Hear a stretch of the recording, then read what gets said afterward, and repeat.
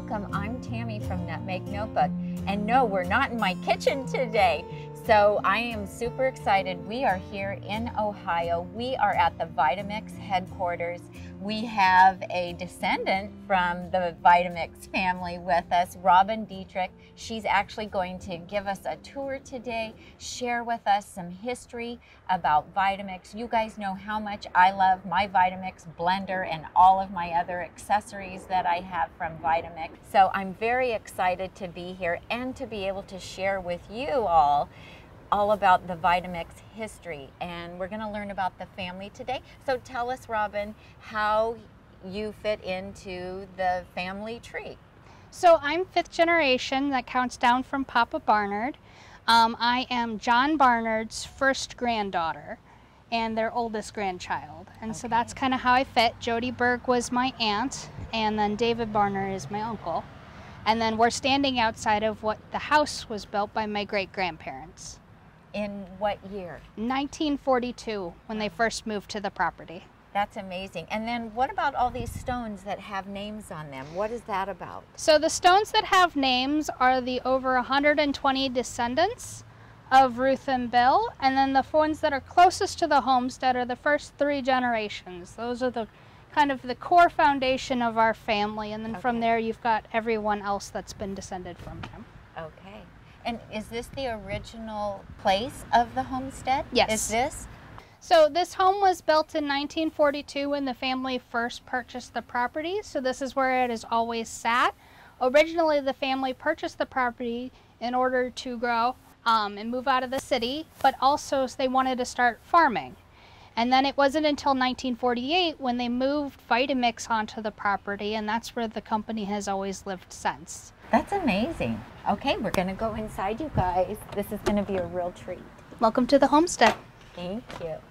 So in this first room, this is telling the story of Bill Barnard, or William Grover Barnard Jr., and the Barnard side of the family.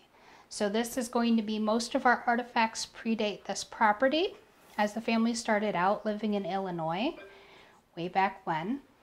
And then, so you have Bill, whom himself learned his work ethic from his father. They're both passionate people. They're both wonderful and amazing salesmen. But Bill took the business even further. He had a very strong health interest.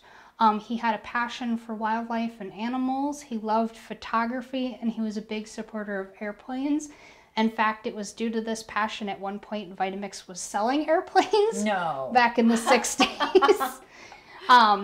It wasn't necessarily the best business venture for us, and so when his son Grover came into the business, they eventually stopped the airplane sales, and he convinced his father it would be better to have one on the books. Oh, that is too So funny. Vitamix had its own plane. If you come round, you have our family tree. This is the first 4 generations of the family, descended from Ruth and Bill, and these would be the individuals who lived in the homestead during the time when it was still a family home. Ruth and Bill did move out of the property in 1995, but they raised their family here, and then they raised their company here as well. And so while we didn't necessarily start in Ohio, Ohio is where we've laid down all of our roots. This room also has some of our oldest artifacts. So this picture here is over 100 years old.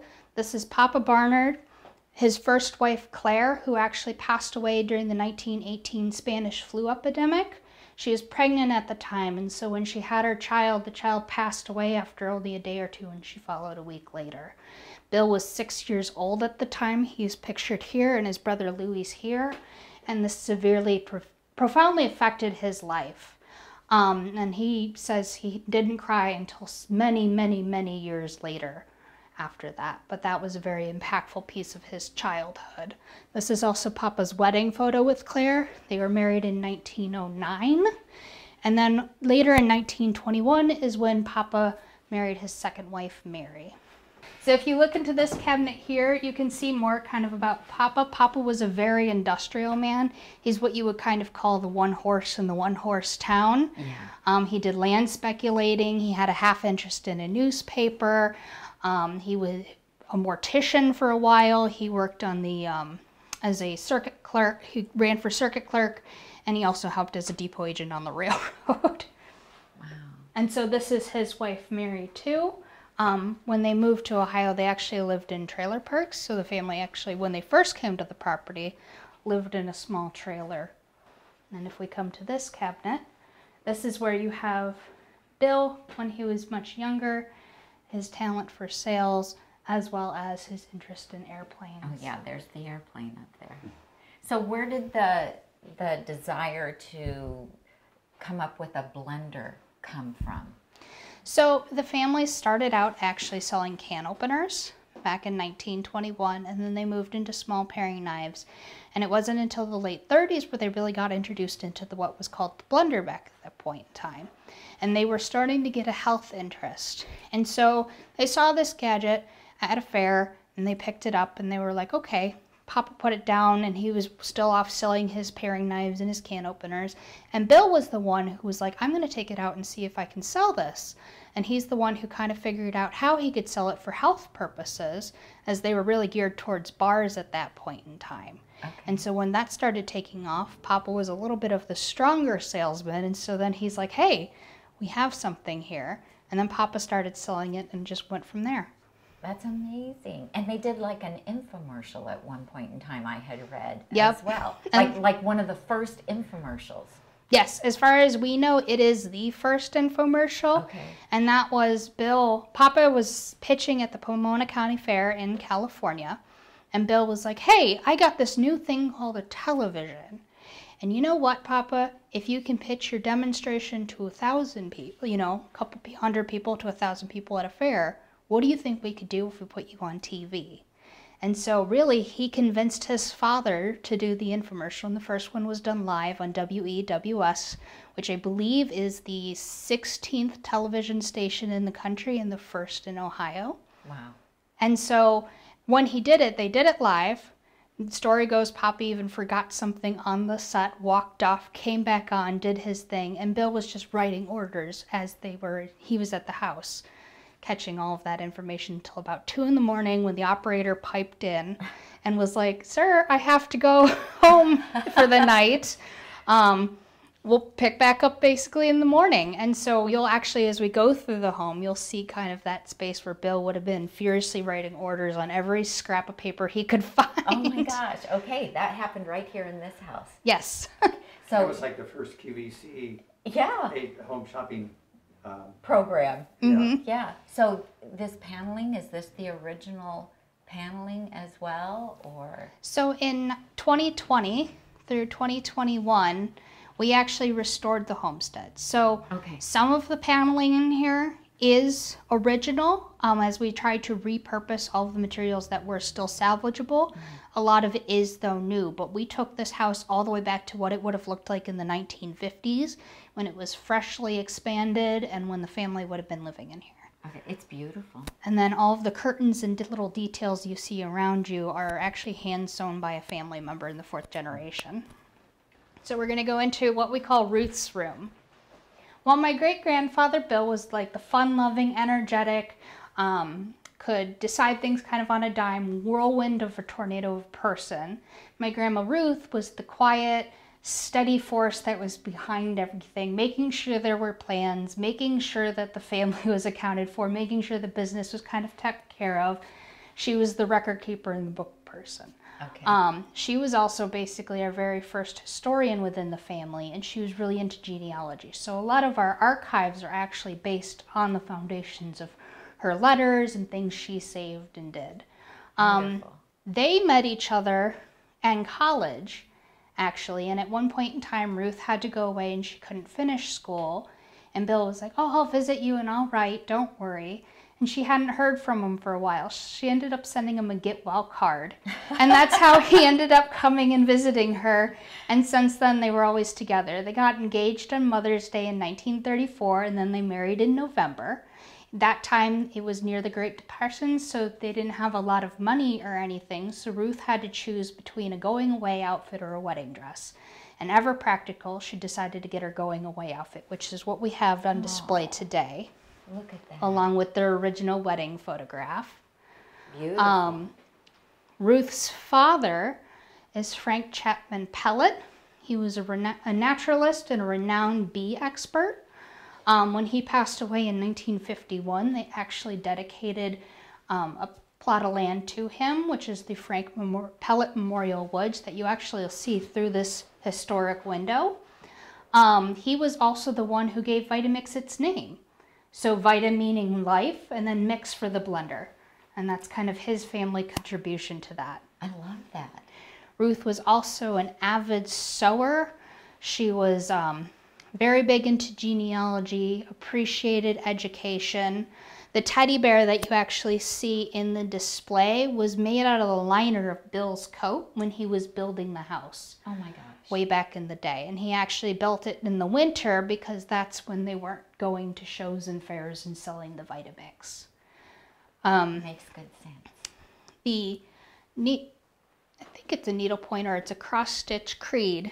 You see, it's called Granddaddy's Creed. And that was done by Frank Pellet. It's hung on the wall. So it was, the creation itself was done by my grandmother, Linda Barnard. But it's Frank Pellet's creed, and he actually had to go to the hospital. He had a lot of like gastrointestinal kind of issues. And so he wasn't sure how he was going to do in it. So he wrote that as kind of his life's, what he lives by day to day. And it's been passed down through our family and our generations since. Nice. The large picture window, though we have parking lots and built for the company expansions today, this shows what the property in the backyard would have looked like out of this view of the home. Way back when the family first met. As you can see pictured here, that's Ginny, John Barnard, and then Grover Barnard's near the goats. And you can see the original trailer that the family first lived in before they actually made it a home. So the house actually started out as a 20 by 20 garage and then expanded with the family. Oh, amazing. One huge event that actually was led by Ruth was the McFadden hike. So Bill's originally sent out for the paperwork and the pamphlets to figure out what this hike was, and Ruth decided it was something that she really needed to do in order to feel healthy and well. And so she was the one who decided, I'm going to go on this, and this is 1938. She had 2 children, and Bill allowed her to just leave him with the kids and go and pursue this because that's what she needed to do. And then Papa was the one who ended up going at the kickoff event in downtown Cleveland, got so swept up in the excitement, he ran home, packed, and joined in. Oh my gosh. And then later on, Bill and Grandmother Barnard followed. But this was a 265-mile hike from Cleveland, Ohio, to Dansville, New York. And it was actually through this hike that they met relations that eventually brought my grandparents, John and Linda Barnard, together. Oh my goodness. Isn't it amazing? You never know what's going to happen. Mm-hmm. That's incredible. So they loved the great outdoors Yes. as well. And Yeah, so did that start to be like a regular event, or was it a one-time? So no, they actually went on several different hikes, and they actually joined the International Hikers Association as well. Wow. So they were really into health. Mm-hmm. And what about this picture here? So this is of Ruth and Bill in 1965 at the end of the New York World's Fair. Oh. It was a very trying show, but they ended up being very successful. This fair also helped fund future expansions into the 3600, the Sidewinder machines, and really taking the Vitamix into high performance blending and differentiating it from the competition. So this is inside of the Garden of Eden booth, which was actually one of their biggest, and they opened it in 1965. And in order to do so, they basically sunk their savings into it. So they were kind of gambling it all on this fair. And how did they do? Very well. Okay. That's awesome. I mean, they were so ahead of their time doing all of this. And that's beautiful. so that's actually painted by Bonnie, which is the youngest child, and that's of Ruth and her right outside the homestead behind us. That's so special. And really, speaking of being ahead of her time, Ruth was the first one in the family to have a laptop. Really? And she got it for her genealogy work. Actually, one of Jody's stories is when she was sick and in the hospital getting her master's program, she actually called Ruth up going, "Can I please borrow your laptop so I can finish my schoolwork?" I hope you are enjoying this tour of Papa Barnard's homestead. Vitamix blenders are loved for lifetimes, and since they last 10 times longer than the average blender, Vitamix blenders are often passed down from one kitchen to another, helping each generation maintain a healthy lifestyle. If you want to learn more about Vitamix blenders, please use our affiliate link, which can be found in the notes below this video. There is a Vitamix blender that meets everyone's needs, from the entry-level E-Series blender to the Ascent Gold Series. Just like Papa Barnard, we can all have our own Vitamix story. Please enjoy the rest of the tour. So as we go further, down the hall it's kind of tight, but this is a variety of family photographs, so you can kind of see how the family has grown over the years. And please be mindful of your step as you come through. During the renovation, this is the only part of the homestead where we left the original floor, and we wanted to show the different layers. And the reason being is because in this room, this is where we tell the story of the construction. Okay. So when the family moved in 1942, the property was just basically a field. The original driveway was where Bill first just did a circle from the street and came through, and that's where they made it. Okay. And that's how they built the house. He built it by hand. Ruth was the one who insisted they have plans. But he basically would just walk into the lumber yard and figure out each step of the way. Wow. So speaking of being ahead of your time, Bill decided to put in in-floor water heating, as you see in the display case. But he didn't end up having quite the right tools, so it always ended up leaking, and eventually they decided to move out of that. But this house was built during the war in stages. So the original was a 20 by 20 garage. Ruth's room was the first addition in 1947. And then we get in towards the kitchen, and everything past that, that was the last biggest addition in 1948. And really, Bill did this in the wintertime. He mostly did it by himself, and he only really had $600 a year to spend. Wow. And then when the family was doing, the other thing we tell in here is the story of the war. So Bill wasn't able to volunteer because he had too many kids. And Papa was taking care of the health food store in Cleveland at that point in time. But Bill had to work in the tank factory at night. And then he had two brothers, one in the Navy and one in the Army. And if you're asking why there's green duct tape shoes, it's because Bill used to duct tape his shoes. Oh. And he'd spray paint them. And he would run through around the campus in his three-piece suit and his duct tape shoes with a giant wad of keys, just ka-chunk, ka-chunk, ka-chunk, ka-chunk as he went. But duct tape is definitely a theme and well-loved. He would duct tape his bumpers back on and his bird feeders. I love it. So as you walk into the kitchen, you're not only walking into what is basically the heart of the home, but this is also Vitamix's first test kitchen. This is where Ruth would have tested all of her recipes in the Vitamix machine. This is where the family would have gathered for all of their political, business, religious discussions. This is kind of where everything circulated around. Through the bedroom and through the living room, the house kind of circles at this point in time. And so you would have the adults gathered here and kids just running around with their bikes and dogs and everything, just creating absolute chaos. And when I was talking about the infomercial on the phone, that's where it would have been. Oh. And if you go over here, Ruth had a fold-down desk. So he was either writing here, or this was always a bedroom just beyond the door. And so the story is either he's at this desk or he's in the bedroom on the bed. So this is the original Vitamix sales office right here? I would say up until 1948 when they officially moved. But look at here, the picture of Ruth. And if you open the cabinet, we have some of her original cookbooks as well. Oh, wow. Special diet recipes made with the Vitamix. Fun foods for fitness, fast and fresh. I mean, these are all relative things that we say today. 10 machines in one. Amazing. And they had a model 3600 back then. We have the A3500. Yep. Oh, look at that. Is it okay if I pick it up? That one's one of the oldest. That's actually dates to the infomercial. And they did it in color. That must have been so expensive back Careful. then to do it in color as well. I know, I just wanted to see. Oh, puddings. Hold it up next to you and show us, please. This is so great. Look at that. Okay.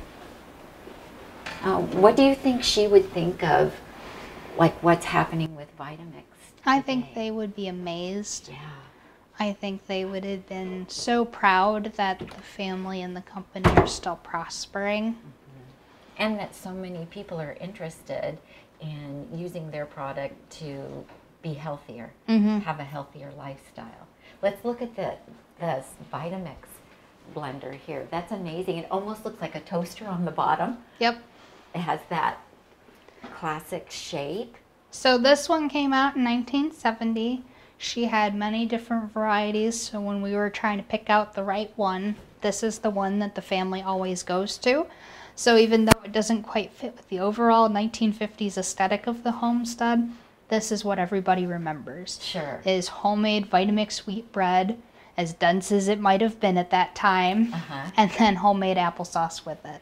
Oh, amazing. So, and look at that. Look at the little plunger. That's the very first tamper. Yeah, that is so fun. And this was a great idea to have that. That is so fun. And that was useful, so you could blend very large quantities and you could dispense as you were making it. Yeah, amazing. Love this range. It's great. And then we still have some of her original dishes as well. Very sweet. Corningware. I collect teacups and saucers, and I have one in that pattern. Teacup and saucer in that pattern. Is the refrigerator still working? Yep, refrigerator works. This one is actually a replica of what the sink would have looked like. You can't necessarily get a dishwasher sink combo as easily nowadays. But she actually never really used the dishwasher for its intended purpose. The water was always too hard. And then sadly, the stove is the same brand, but it is only 2 years older than the actual model they had. Nice. It's so fun. And then the portrait behind you is over 100 years old as well. That is of Claire, which was Bill's mother. And that's where it's always hung. Oh, that's so sweet. Find where I can get it. Okay. That's all I have to do. I'm in the picture of everybody. So if you want to come around to the bedroom, or do you want to go to the living room? We go back that way.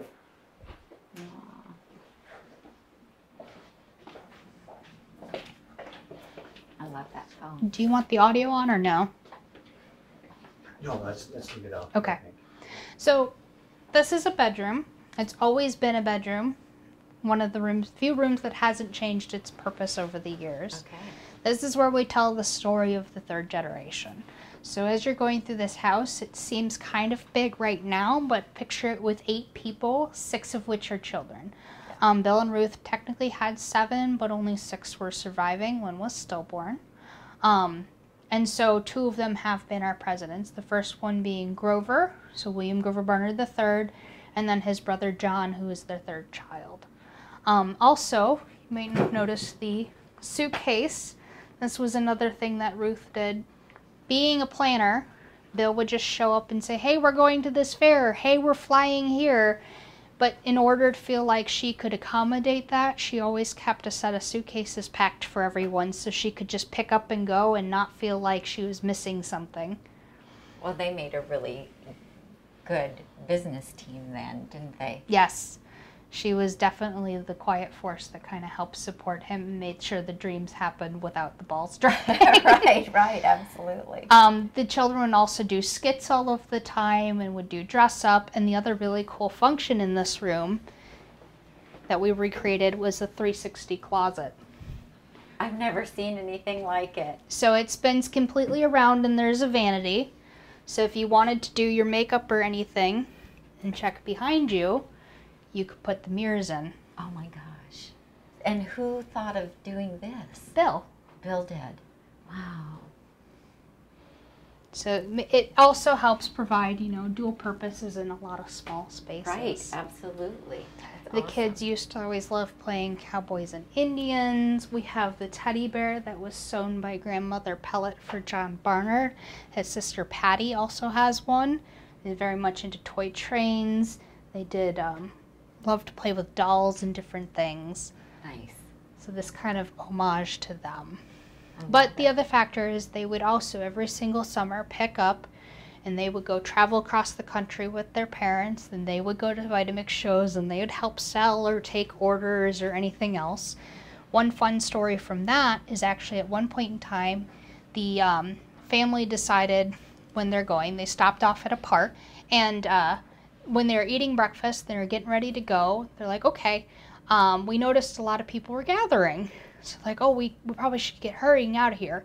Well, they took off right as a parade was starting. So they ended up being the first float in a parade. And they had a big sign at that time that said Oregon or busts. And so Ruth, super embarrassed, was just trying to get as low into the seat and hide as much as possible. And the kids are just out back waving and having a wonderful time. I love it. Oh, it sounds like they had a lot of fun adventures. Yeah. No, Yeah. for sure. But it was very much a family business. Uh-huh. And then this is another original painting by Bonnie. This is of her and her brother Frank sitting outside of the kitchen door on the patio. Oh, how cute is that? As you go through the hallway, this is where you see the family's pets. They had a lot of variety of dogs, dachshunds being a family favorite. What you'll also notice, though, is there's a story of Tufty. It was a sparrow that they found abandoned in a nest when they were building this larger addition of the home. It ended up being a trained sparrow and became a beloved family pet for many years. The other thing we have is Sammy the horse. It was a Christmas gift for John. Him and his father went out back and built the stable for him. And then when the family would travel in the summers, Sammy would go back to the farm that they had gotten him from, and he would help train racehorses. Oh my gosh. They did so many different things. As you get into the living room, this is kind of where family memories were made.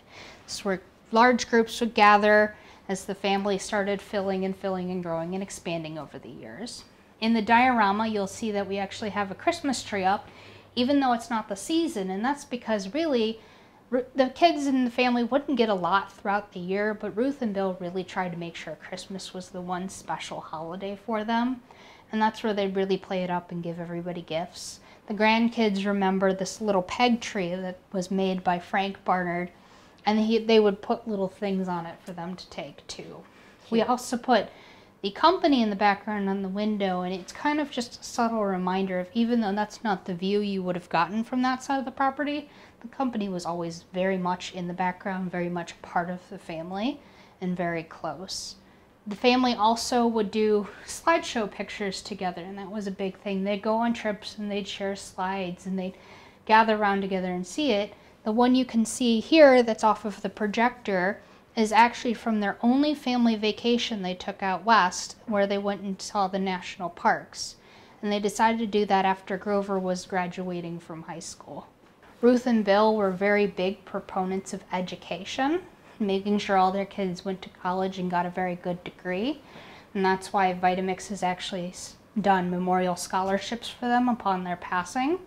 And we've actually put several students through school, and they're eligible for not only the community members, but also for Vitamix, children of Vitamix employees. That's very nice.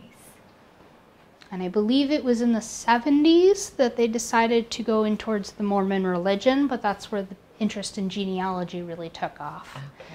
And so that was a big piece of them as well. And then as we go over here, in their retirement, they did a lot of traveling.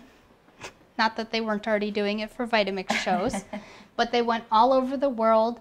And so we actually have some of the dolls that when they went to Costa Rica with Bonnie, they've gone to Mexico. They went to India before, Thailand. We have some of Bill's travel and letters from home, where he would go to Europe to help source different products and see what was new in the market. And then, as I mentioned earlier, we had the Aeromotive Division of Natural Foods Institute, where we were a Mooney airplane distributor. Oh, I love it. And during that time, we were also selling cuckoo clocks and different things too, so it's not always the Vitamix machine. One thing you might have noticed when you came onto the property is we have the Mount Tuska Uska Uskachu signs.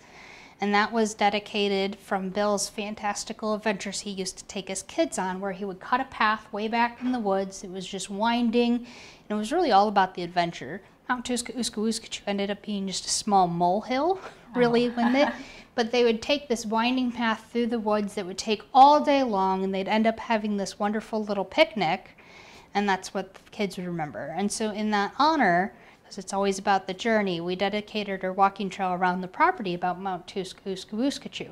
The other thing the family's done is my uncle wrote a report about it in high school, and since then the family's done picture books, and then my mom also did a book about the Vitamix history centered around Mount Tuska Uska Uskachu and how the path takes you through the journey.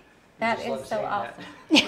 It's fun to say. I mean, it just sounds like they had a bit of a magical upbringing, and just, you know, he created so much excitement and fun, and, you know, it sounds wonderful.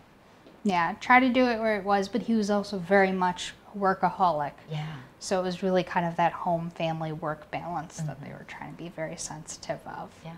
The other interesting thing when you're in this room is these beams that you see over your head.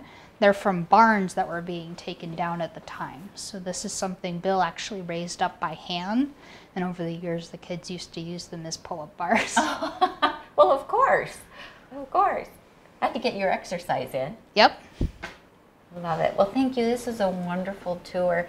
I just loved hearing all the history and the little tidbits about the family, and I just feel like I understand what's behind Vitamix so much better now, and I love it. Thank you so much. It's been a pleasure. You're welcome. I'm so glad to share my history with you. Yeah, it's amazing. And that fireplace is beautiful.